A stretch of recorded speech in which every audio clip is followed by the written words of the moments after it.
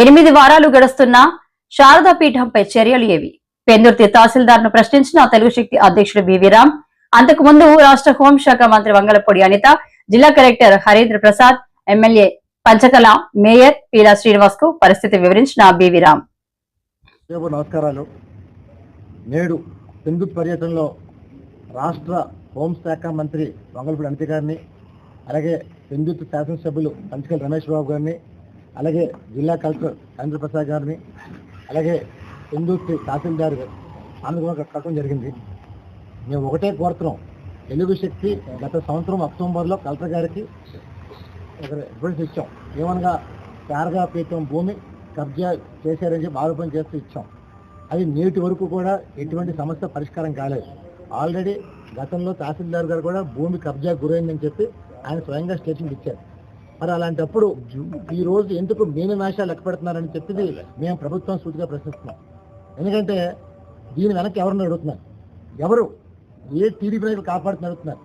మాకు అనుభవం జరుగుతుంది ఏంటంటే, టీడీపీ రాష్ట్ర అధ్యక్షుడు పల్లా శ్రీనివాసరావు కానీ, లేకపోతే విశాఖ పార్లమెంట్ అధ్యక్షుడు గండి బాబ్జీ కానీ, లేకపోతే విశాఖ పార్లమెంట్ ఎంపీ శ్రీభర్త్ కానీ ఏమైనా కాపాడుతున్నారని చెప్పి తెలుగు శక్తి ఆరోపణ చేస్తుంది. ఎందుకంటే గతంలో మనం చూసాం, భీమిలి భూముల పైన శారదా పీఠం ఇచ్చిన భూములు వెనక్కి తీసుకుంటే తెలుగు శక్తి ఫోన్ చేసింది. సీఎం పేషి నుంచి కూడా ఫైన్ వెనక్కి వచ్చిందంటే ఆ రోజు పల్లా శ్రీనివాసరావు చేతిలో చూపించారు.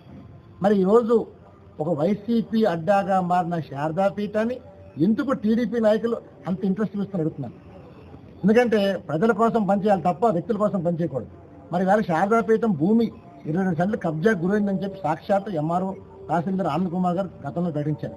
మరి దీనిపైన ఎందుకు జిల్లా యంత్రాంగం మీన వేషాలు లెక్క పెడుతుందో నాకు అర్థం కావట్లేదు. మేము ఒకటే కోరుతున్నాం, ముఖ్యమంత్రి గారిని త్రిసభ్య కమిటీ ఏమని చెప్పి డిమాండ్ చేస్తున్నాం.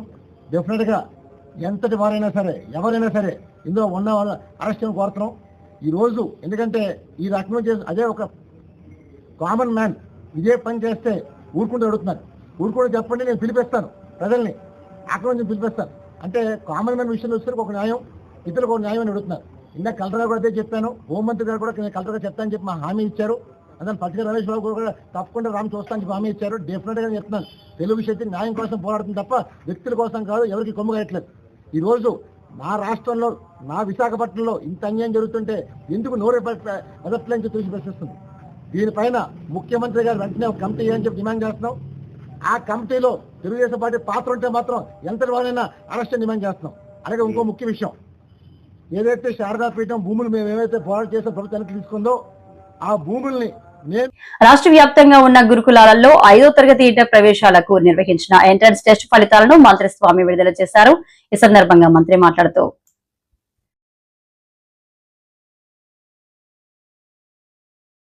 గురుకుల పాఠశాల 5వ తరగతి మరియు జూనియర్ ఇంటర్ అడ్మిట్కి సంబంధించి బ్రాక్ సెట్ ని 13/4/25న నిర్వహించడం జరిగింది.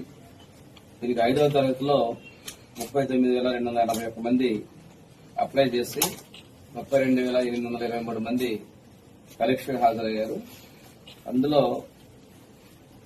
15,020 సీట్లకి ఈ రోజున మనం రిజల్ట్ తీయడం జరిగింది.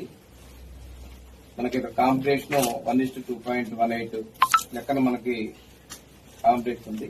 అదేవిధంగా ఇంటర్మీడియట్ లో 13,680 సీట్లకు గాను 40,798 అప్లై చేసుకుని 32,733 మంది పరీక్షకు హాజరయ్యారు. ఇంటర్మీడియట్ మొదటి దీనికి కాంపిటీషన్ 1:2.39 రేషియోలో కాంపిటీషన్ ఉందండి. అంటే దీన్ని బట్టి గురుకుల పాఠశాలలో ప్రజల్లో ఒక నమ్మకం, విశ్వాసం ఉన్నాయి. ఇంతమంది పరీక్షకు హాజరైనప్పటికీ కూడా ఉన్న సీట్ల ప్రకారం మేము మనకు అవకాశాలు కల్పించే విధంగా ఉన్నాం. సీట్లు కూడా పూర్తి ఆన్లైన్ లో ట్రాన్స్పరెంట్ గా నింపాలనే లక్ష్యంతో ముందుకెళ్తా ఉన్నాం. ఇక్కడ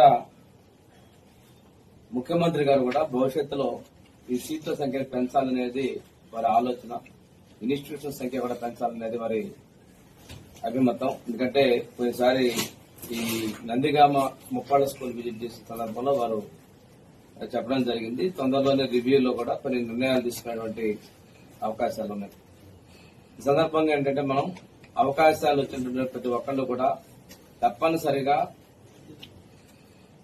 అడ్మిషన్ తీసుకోవాలని కోరుతా ఉన్నాను. మీకేదైనా ఇబ్బందులు ఉంటే పాఠశాల మార్పులు కావచ్చు, మీ సిస్టర్స్ దాన్ని బ్రదర్స్ కానీ ఇంకో చోట్ల ఉన్నప్పుడు ఇలాంటివన్నీ కూడా ఆ స్కూల్లో జాయిన్ అయ్యి మీరు సబ్మిట్ చేసినట్లయితే వాటిని కోఆర్డినేట్ చేసి అవకాశాలు వీలైనంత వరకు పరిశీలన చేసే విధంగా చర్యలు తీసుకుంటాం. రెండవది వాళ్ళ నేటివ్ ప్లేస్ దగ్గరలో ఉండే ప్రాంతాలను సీట్ అలొకేషన్ చేయమని చెప్పి డిపార్ట్మెంట్ లో కూడా సూచనలు ఇవ్వడం జరిగింది. పేరెంట్స్ వాళ్ళు కలవడానికి వెళ్ళడానికి చాలా వ్యయ ప్రయత్నాలు కాకుండా అందుబాటులో ఉండే విధంగా చేయడం జరిగింది. ఈసారి పూర్తి ట్రాన్స్పరెన్స్ గా ప్రతి లాస్ట్ సీట్ వరకు కూడా ఇక్కడ నుండే ఆన్లైన్ లోనే భర్తీ చేసేందుకు చర్యలు తీసుకుంటా ఉన్నాను. పిల్లలకు కూడా మనం ప్రభుత్వం వచ్చిన తర్వాత మెరుగైనటువంటి వసతులు కల్పించడానికి ప్రభుత్వం కృషి చేస్తా ఉంది. ఈరోజు స్కూల్ మెయింటెనెన్స్ సంబంధించి గతంలో నిలిపివేసినటువంటి సిస్టమ్ లో మెయింటెనెన్స్ బిల్స్ కూడా ఈ సంవత్సరం నుంచి మనం ఇచ్చే విధంగా చర్యలు తీసుకున్నాం. నాణ్యమైన బియ్యంతో భోజనాలు కల్పించేదానికి ప్రభుత్వం నిర్ణయం తీసుకుంది. దీంతో పాటు కాస్మెటిక్ ఛార్జెస్ పేరుకి మనకి ఇంతకుముందు సక్రమంగా అందుబాటులో లేదు. కాస్మెటిక్ కిట్స్ ను కూడా నేరుగా పిల్లలకి ఇచ్చే విధంగా కూడా మేము చర్యలు తీసుకున్నాం. తూర్పు గోదావరి జిల్లా అనపర్తి నియోజకవర్గంలో అనేక సంవత్సరాలు ప్రజలకు సేవలందించిన మాజీ ఎమ్మెల్యే నల్లమిల్లి మూలారెడ్డి చిరస్మరణీయుడని టీడీపీ రాష్ట్ర అధ్యక్షుడు పల్లా శ్రీనివాస్ అన్నారు. తెలుగుదేశం పార్టీ వ్యవస్థాపక సభ్యుడు మాజీ ఎమ్మెల్యే నల్లమిల్లి మూలారెడ్డి జయంతిని గురువారం నియోజకవర్గంలో నిర్వహించారు. ఈ సందర్భంగా రంగంపేట మండలం దొడ్డిగుంట గ్రామంలో టీడీపీ నాయకుడు వెలమర్తి సుధాకర్ ఏర్పాటు చేసిన మూలారెడ్డి విగ్రహాన్ని ఆవిష్కరించి నివాళులర్పించారు. ఎమ్మెల్యేలు నిమ్మకాయల చిన్నరాజప్ప, నల్లమిల్లి రామకృష్ణారెడ్డి, వేగుళ్ల జోగేశ్వరరావు, గన్ని కృష్ణ తదితర కూటమి నాయకులు విచ్చేసి మూలారెడ్డికి నివాళులర్పించారు. అనపర్తి నియోజకవర్గంలోని ప్రతి పల్లెలోనూ తన తండ్రి మూలారెడ్డి జయంతి వేడుకలను నిర్వహించడం, ఆయన సేవలను గుర్తు చేసుకోవడం తనకు చాలా ఆనందంగా ఉందని ఎమ్మెల్యే నల్లమిల్లి రామకృష్ణారెడ్డి అన్నారు.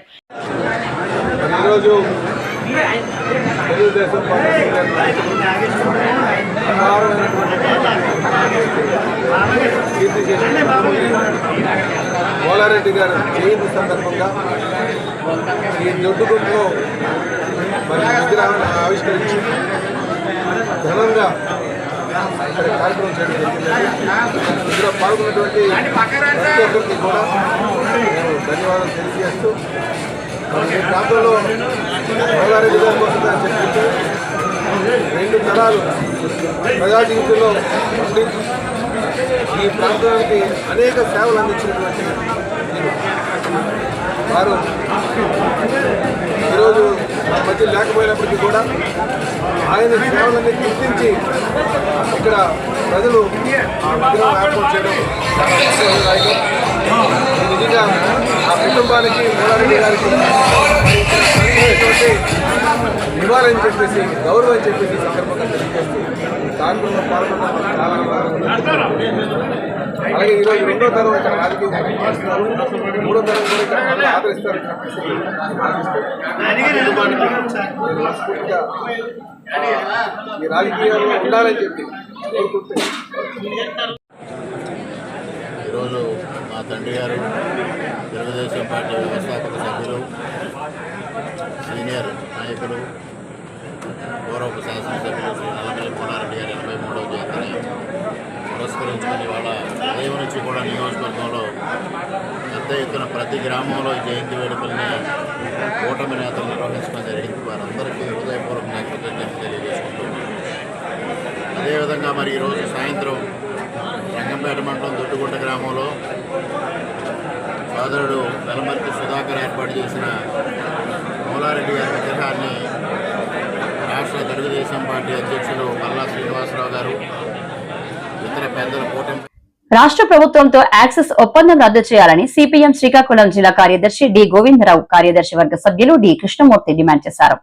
యాక్సిస్ సెకి ఒప్పందాలను, స్మార్ట్ మీటర్లను, ట్రూ ఆఫ్ సర్ ఛార్జీల రద్దు చేయాలని కోరుతూ సిపిఎం ఆధ్వర్యంలో స్థానిక ఏపీ ఈపీడీసీఎల్ శ్రీకాకుళం ఎస్ఈ కార్యాలయం వద్ద శుక్రవారం ధర్నా జరిగింది.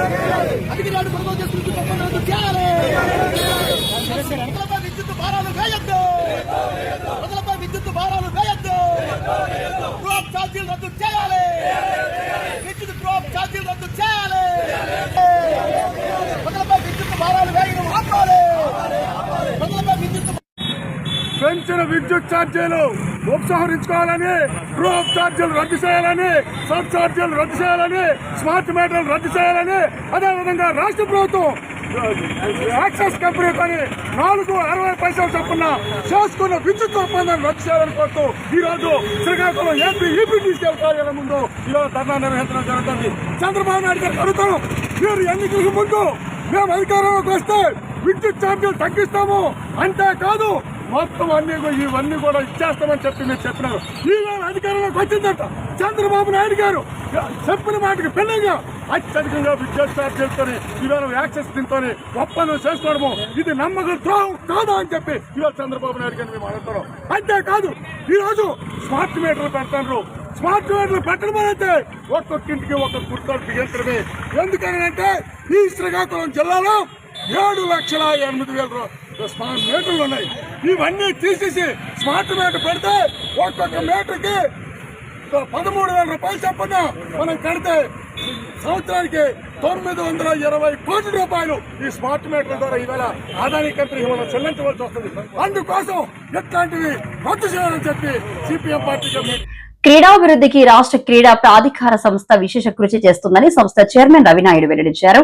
గురువారం నాడు కలెక్టరేట్ లో నిర్వహించిన సమీక్ష సమావేశంలో ఆయన మాట్లాడారు. క్రీడా సంఘాలతో కలిసి రాష్ట్రంలో క్రీడాకారులను ప్రోత్సహించేందుకు చర్యలు తీసుకుంటామని అన్నారు. అదేవిధంగా మొదటి నుంచి స్పోర్ట్స్ ను ఎంకరేజ్ చేయాలి, అదేవిధంగా స్పోర్ట్స్ డెవలప్ అవ్వాలని చెప్పి మొదటి నుంచి నాకు సలహాలు సూచనలు ఇస్తూ శాసనసభ్యులుగా కాకుండా స్పోర్ట్స్ అభివృద్ధిలో భాగస్వామ్యం అన్నగారికి కూడా నమస్కారం తెలియజేసుకుంటూ, అదేవిధంగా ముందరున్న అధికారులకు, అసోసియేషన్ వారికి, ఫెడరేషన్ వారికి, ఒలింపిక్ అసోసియేషన్ వారికి, కోచెస్కి, రెఫరీస్కి, ఇంకెవరైతే దీంట్లో భాగస్వాములైన PETలు కావచ్చు, ఇంకా డిఫరెంట్ డిపార్ట్మెంట్కి సంబంధించిన నేవీ కావచ్చు, ఇంకా ఏ డిపార్ట్మెంట్ అందరికీ నమస్కారం తెలియజేసుకున్నాను. ఈరోజు గౌరవ ముఖ్యమంత్రి నారా చంద్రబాబు నాయుడు గారు ఈ రాష్ట్రంలో స్పోర్ట్స్ డెవలప్ అవ్వాలి, ఈ రాష్ట్రాన్ని క్రీడాంధ్రప్రదేశ్గా మార్చాలి. మీరు గతంలో చంద్రబాబు నాయుడు గారి గురించి చాలా మందికి ఇక్కడ తెలుసు. ఇక్కడ గణబాబు గారు ఉన్నారు, ఇంకా చాలా మంది పెద్దలందరూ ఇక్కడ ఉన్నారు, అసోసియేషన్ వారు ఉన్నారు. ఆ రోజు ఉమ్మడి ఆంధ్రప్రదేశ్లో కూడా స్పోర్ట్స్ డెవలప్ అయిందంటే చంద్రబాబు నాయుడు గారి వల్ల. ఆ రోజు నేషనల్ గేమ్స్ అయినా, ఆఫ్రో గేమ్స్ అయినా పెట్టి ది బెస్ట్ ఇన్ఫ్రాస్ట్రక్చర్ క్రియేట్ చేసి రాత్రికి రాత్రే ఏ విధమైన దేశం మొత్తం ఆ రోజు హైదరాబాద్లో ది బెస్ట్గా నిర్వహించాలనే విధంగా ఆ రోజు స్పోర్ట్స్ గతంలో ఇప్పుడు లేని విధంగా రాష్ట్రం ఆవిర్భావం తర్వాత ఆ విధంగా చేసిన ఏకైక ముఖ్యమంత్రి నారా చంద్రబాబు నాయుడు. ఆయన మొదటి నుంచి యూనివర్సిటీ డేస్ నుంచి స్పోర్ట్స్ అంటే ఆయన మక్కువ. స్పోర్ట్స్ అన్నా, టూరిజం అన్నా, ఏదైనా ఒక ప్రాంతం అభివృద్ధి చెందాలంటే ఖచ్చితంగా ఈ కల్చర్ డెవలప్ అవ్వాలి, అదేవిధంగా ఆరోగ్యంగా ఉండాలని ఆయన మొదటి నుంచి ఆలోచిస్తారు. దాని అనుగుణంగానే ఆ రోజు అనడం జరిగింది. సరే, దురదృష్టవశాత్తు మనం పక్కన పెడితే మళ్ళీ 2014-19లో కూడా అనేక ఆలోచనలకు శ్రీకారం చుట్టారు. ఆలోచనలకు శ్రీకారం చుట్టి 2017లో కూడా ఆ రోజు స్పోర్ట్స్ పాలసీని ప్రకటించడం జరిగింది. ఆ రోజు గణబాబు గారు కూడా ఈ విశాఖపట్నానికి సంబంధించిన మీరు కూడా మీ సూచనలు తీసుకొని చాలా సూచనలు కూడా ఆ రోజు చేయడం జరిగింది. ప్రతి నియోజకవర్గానికి క్రీడా వికాస్ కేంద్రం ఉండాలని చెప్పి ఆ రోజు క్రీడా వికాస్ కేంద్రాలు కూడా శాంక్షన్ చేసింది. అర్బన్ ఏరియాలో ది బెస్ట్ ఇన్ఫ్రాస్ట్రక్చర్ ఉండాలి, అదేవిధంగా నేషనల్ స్థాయిలో అంటే ఇక్కడే, ఎందుకంటే ఆ రోజు మీరు ఉన్నప్పుడు మట్టిలో ఆడుకునే పరిస్థితి ఈరోజు సింథటిక్ ట్రాక్స్ అయినాయి. ఆ ట్రాక్స్ అనుగుణంగా మన పిల్లలు కానీ ఇక్కడ ఆడి అక్కడికి వెళ్ళినప్పుడు మనం వెనుకబడే పరిస్థితి ఉంది. కాబట్టి మధురవాడ సబ్ రిజిస్టర్ చక్రపాణిని బెదిరించిన నకిలీ ఏసీబీ అధికారి సుధాకర్ వెనుక రిజర్వ్ ఇన్స్పెక్టర్ స్వర్ణలత ఉన్నట్లు తేలిందని నార్త్ ఏసీపీ అప్పలరాజు వెల్లడించారు. మహిళా ఏసీబీ అధికారిగా స్వర్ణలత మాట్లాడుతుందని పేర్కొన్నారు. పిఎంపాలెం పోలీస్ స్టేషన్లో మన మధురవాడ సబ్ రిజిస్ట్రార్ గారు చక్రపాణి గారు అని ఒక కంప్లైంట్ ఇచ్చారండి.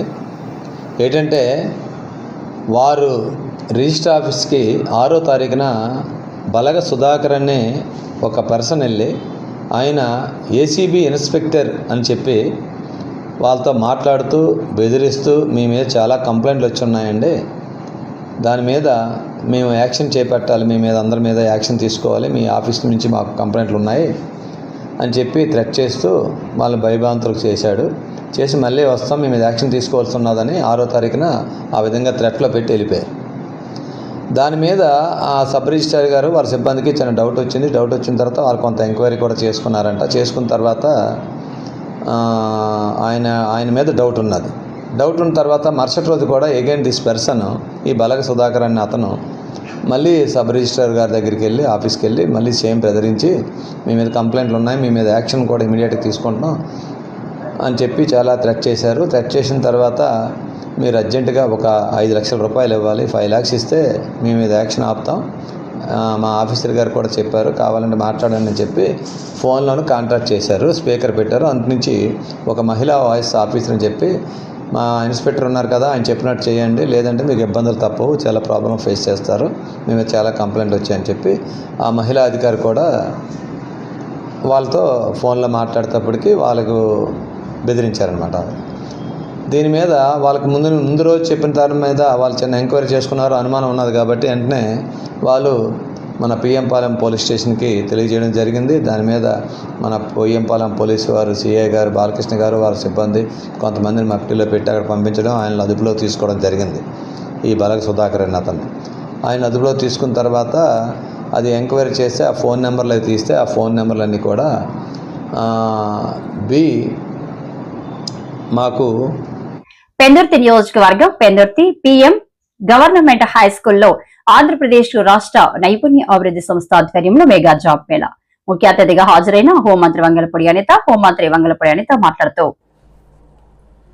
గత ప్రభుత్వంలో జాబ్ మేళాలు లేవు, గతంలో ప్రభుత్వ నోటిఫికేషన్స్ లేవు, గత ప్రభుత్వం తప్పిదాల వలన యువత ఉద్యోగాలు లేక నానా ఇబ్బందులు పడ్డారు. ఇప్పుడు రాష్ట్ర వ్యాప్తంగా ఆంధ్రప్రదేశ్ రాష్ట్ర నైపుణ్యాభివృద్ధి సంస్థ ఆధ్వర్యంలో జాబు మేళాలు జరుగుతున్నాయి. కంపెనీలు ఏర్పాటు చేస్తున్నారు. అంటే రైతుల యొక్క త్యాగ ఫలితం. ఐటీ మంత్రి నారా లోకేష్ గారు ఆధ్వర్యంలో పెద్ద సంఖ్యలో ఉద్యోగ అవకాశాలు వస్తున్నాయి. రానున్న 1 సంవత్సరంలోనే 10,000 ఉద్యోగాలు రాబోతున్నాయి. 10వ తరగతి ఫలితాల్లో అత్యధిక మార్కులు సాధించిన విద్యార్థులను సత్కరించిన హోంమంత్రి అనిత. నేను జనరల్గా ఒకసారి వాళ్ళ క్వాలిఫికేషన్ షీట్స్ తీసాను. ఒక్కొక్కరు ఎంటెక్లు చేసిన వాళ్ళు, ఎంసీఎల్ చేసిన వాళ్ళు, ఎంబీఏలు చేసిన వాళ్ళు, ట్రిపుల్ పీసీ చేసిన వాళ్ళు కూడా మహిళా పోలీసులకి ఉన్న పరిస్థితి. అంటే ఈరోజు ప్రతి ఒక్కరు ఎలా ఆలోచిస్తారంటే, నేను ఈరోజు ఈ చదువుకున్నాను కదా, ఈ చదువుకు తగ్గ ఉద్యోగం వస్తే అది నిజంగా చాలా బ్లెస్సింగ్. కానీ లాస్ట్ పరిస్థితుల దృష్ట్యా ఉద్యోగం వస్తే చాలు అనుకున్నారు కాబట్టి ఎంటెక్లు చేసిన వాళ్ళు కూడా సెక్రటేరియట్ జాబుల్లోకి వెళ్ళే పరిస్థితి కనిపించింది. కానీ ఈరోజు అది కాదు. ఐటీ చేసిన వాళ్ళు చాలా మంది ఉంటారు, కంప్యూటర్ సైన్సెస్ చేసిన వాళ్ళు ఉంటారు, ఎంటెక్లు చేసిన వాళ్ళు ఉన్నారు, ఎంబీఏలు చేసిన వాళ్ళు ఉన్నారు, పీజీ చేసిన వాళ్ళు ఉన్నారు. వీళ్ళందరికీ తగ్గ ఉద్యోగాలు ఇచ్చుకునే బాధ్యత, అది ప్రైవేట్ ఉద్యోగమైనా గవర్నమెంట్ ఉద్యోగమైన బాధ్యత కంపెనీల దగ్గర నుంచి గవర్నమెంట్ కూడా తీసుకోవాలి. ఈరోజు ఐటీ సెక్టర్ని లాస్ట్ 5 yearsలోని కోల్పోయి చేసిన సందర్భంలో నారా లోకేష్ గారు కూడా, గౌరవ మానవ వనరుల శాఖ మంత్రి, విద్యాశాఖ మంత్రి గారు నారా లోకేష్ గారు కూడా తన పాదయాత్రలో సుమారుగా 20 లక్షల ఉద్యోగాలు ఇస్తానని ఆ రోజు ప్రామిస్ చేస్తున్నారు. దాని నేపథ్యంలోనే భాగంగా ఈరోజు గూగుల్ డేటా సెంటర్ మొన్న 20 ఎకరాలు ఇస్తే దుమ్మెత్తిపోసారు ప్రతిపక్షాలన్నీ కూడా. మరి ఆ రోజు నేను ఏమంటానంటే, ఆ రోజు 5 సంవత్సరాలు ఎందుకు ఇవ్వలేకపోయారో ఒకసారి వాళ్ళు ప్రశ్న చేసుకోవాలి. అట్ ద సేమ్ టైం ఈ టీసీఎస్ కంపెనీ దానికి 22 ఎకరాలు ఇచ్చారు. వితిన్ 1 yearలో రాసి పెట్టుకుని తమ్ముళ్ళు ఇక్కడ చాలా మంది ఉన్నారు. వితిన్ 1 yearలో సుమారుగా 10,000కు పైగా ఉద్యోగాలు, ఐటీ ఉద్యోగాలు ఎక్కడికో పారిపోకుండా మన వైజాగ్లోనే మీరందరూ చేసుకునే పరిస్థితి కూడా ఉంది. ఎందుకు ఇవన్నీ చెప్తున్నానంటే, ఇక్కడికి వచ్చిన ప్రతి ఒక్కరికి ఉద్యోగం వచ్చేస్తుందని నమ్మకంతోనే వస్తారు, కానీ కొంతమందికి రాకపోవచ్చు. కానీ ఇదే లాస్ట్ కాదు, ఇదే ఫుల్ స్టాప్ కాదు, ఇంకా ఫర్దర్గా చాలా ఉద్యోగాలు ఉన్నాయి. ఈ రోజు గౌరవ ముఖ్యమంత్రిగా చాలా ప్రతిష్టాత్మకంగా నా కాన్స్టిట్యున్సీలోనే, నా కాన్స్టిట్యూన్స్ బల్క్ డ్రగ్ కంపెనీకి ఇంచుమించు నేను ఎమ్మెల్యేగా ఉండేటప్పుడు దగ్గర 4,000 ఎకరాలు ఏపీఎస్సీ వాళ్ళు హ్యాండ్ ఓవర్ చేసుకున్నారు. లాస్ట్ 5 yearsలోని కూడా అసలు ఏమి ఒక ఇటుకు కూడా కదపలేదు. మళ్ళీ నేను ఎమ్మెల్యే మినిస్టర్ అయిన తర్వాత గౌరవ ముఖ్యమంత్రి గారి చొరవ మేరకు బల్క్ డ్రగ్ పార్క్ కూడా వచ్చింది. అక్కడ సుమారుగా 100కు పైగా కంపెనీలు వస్తున్నాయి. దీని అంతటికన్నా పెద్ద కంపెనీ ఏంటంటే ఆర్సెల్ మెటల్. ఈరోజు ఒక స్టీల్ ఫ్యాక్టరీ నక్కపల్లి దగ్గర వచ్చే పరిస్థితి కూడా వచ్చింది. అదే కనుక 1,50,000 కోట్ల రూపాయలు పెట్టుబడి